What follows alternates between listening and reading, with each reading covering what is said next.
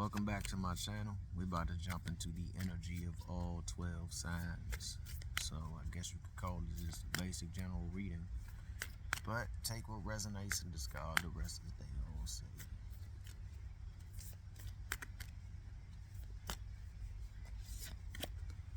The Empress energy.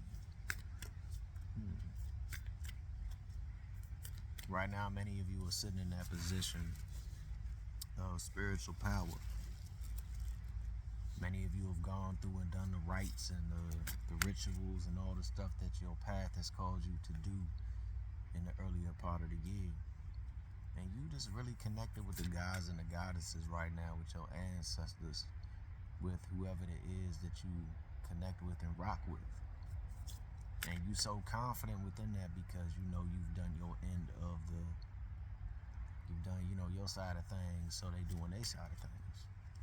And it's kind of like, for many of you, you don't have to do much right now but sit there and just let that Empress energy flow through you. You know what I'm saying? It ain't even on the page of just, oh, I gotta tap into it. You are rolling in the Empress energy right now. What comes out for our beautiful Empress? Now, that doesn't mean it's just for a woman. If you resonate with that, gentleman, go for it. Because the Empress, does its thing. So what we got for the Empress? We have death. Now, we all know that death isn't always a physical thing. In fact, very seldomly is it ever physical in tarot. I'm not saying that it can't be, but this is more symbolic. In order to continue to stay connected to that Empress energy, so forth and so on, you're going to have to shed a few things that no longer serve you. My apologies on the ambulance. But you're going to have to, get rid of things that no longer serve you, remove these things. I guess you could say like pruning a finely beautiful tree. And you have to let those weeds and stuff go in order to really, really, really transition through that death phase that has popped up into your life. Because you are a star, baby. Like, now, this to me, the star means so much in different decks, but this go around, it really just sees, once you come out of that death phase, you're gonna be where you need to be. You're gonna be the star of the show. You're gonna be looking deeper into the universe, I guess, how it operates for some, or for those that are into planetary magic, you might jump into that. Or those who might be into that star seed, indigo, so forth and so on. You can start looking towards the cosmos for different planets of origin. We don't, everybody do that thing over here. But you are the star, but you're gonna have to go through those death cycles. And I really think a lot of y'all are gonna be able to successfully transition through that death cycle by going within self, really embracing the hermit energy, and really embracing just trying to figure out what you need to do next in order to help yourself transition through that phase. For some, it might be meditation. For some, it might be the occult sciences. For some, it might just be, a hot shower and a nice movie. However you get through it that's your thing. Ain't nobody any less spiritual just because they go through it a different way than others.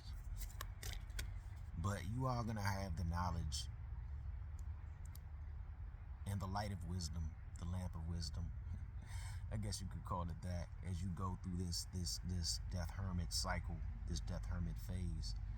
It's going to be good for you because it's really going to help you shed a lot of old, thought processes and patterns and so forth and so on, and things that just don't resonate with you. But you're going all into this with that Empress energy.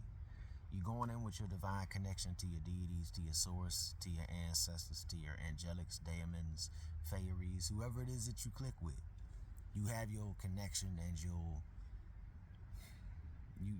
linked into them. So as you go through this process, you're not going to be alone in this. It's going to be a little stressful at times because, those cycles suck.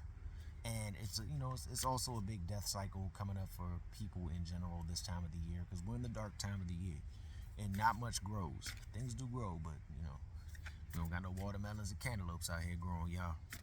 So things do grow. But you do have to go through it, and you are going to take that lamp of wisdom with you as you go through the cycle. Be wary of, for those that resonate with this, be wary of those snake oil salesmen who tell you one thing, but in reality, they really don't know what they're talking about. You know, if it doesn't resonate with you, don't take it. Don't get stuck up in the trickster energy, because this is the moon, and the moon is also about illusions. You know, and if you really look at the person connected to this card and how he was in the show, he was a little bit of a trickster.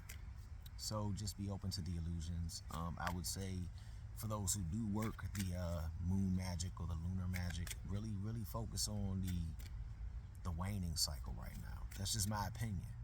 You know, the waning cycle, because it'll help you to remove those things that no longer serve you. Set intentions, and get those out. You know, you don't need an elaborate setup to get your intentions out with the waning of the moon. Just roll with it, you know, and make it your own. Because at the end of the day, it's your ritual, it's your magic, it's your spirituality, it's your craft. So no matter what religion or path you might walk, it's your path. So, yeah. What else we got? It was like, yeah. Like I was going to end it out or something.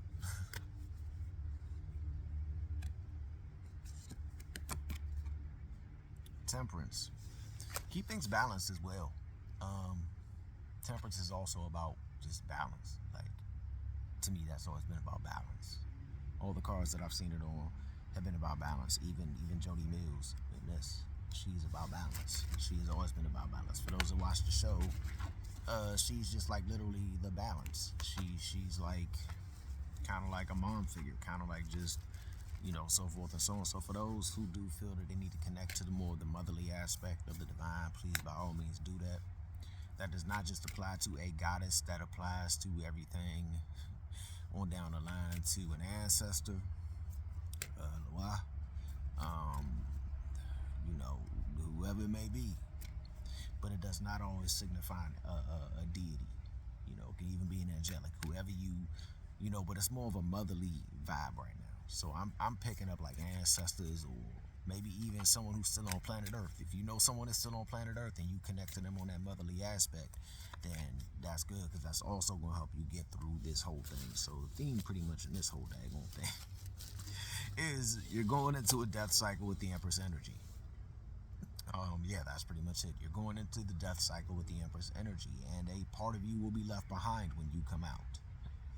As you go through it, just, you know, to get back to that star energy, try to have the balance between spiritual as well as mundane. You can achieve that by the hermit mode. Again, it doesn't always depend on what methods you use. Some people just take a hot shower and watch a movie after, and that's perfectly fine. Some people read books. That's perfectly fine. Find out what's going to help you stay balanced and within that temperance energy as you go through the process. You know, stay away from the illusions of this and that and the other, or, you know, the BS that comes from, I guess if you want to call it shadow work, because I just heard shadow work for those that are engaging in that, you're going to be going through that. The Tower. Of course, the shadow work is going to bring forth a tower moment. Like, the way I'm seeing a tower moment here this go around isn't some chaotic, physically, you know, physically, you know, life-changing moment, but more of a mental or emotional state of mind. You know, more in that aspect, letting go of things that no longer serve you, the pain that comes when you let go of things that no longer serve you, etc., etc. But you are guided by your ancestors, by deities, so forth and so on. For those that do work with those forms of energy, you are divinely protected. So I guess, you know, after that tower will come the sun. Might go into that sun with a little bit of a sword and a couple bazookas. So yeah, anything else? Just know that the light will come out at the end. When the tower moment pops up, it can be kind of like, what in the world, you know, or the death cycle. But these cards, in my opinion, the tower and the death, are two of my most favorites, because they're phases that have to happen. It's a sign of growth. So hopefully this does resonate in some way, shape, manner, or form. Just understand that the sun will be there after all the clouds go away. Until then, if this video does resonate with you, please like, share, and subscribe, and make sure you join the Craft and Conjure Aquarius Moon Tarot family and all that good stuff. Alright, y'all. Peace.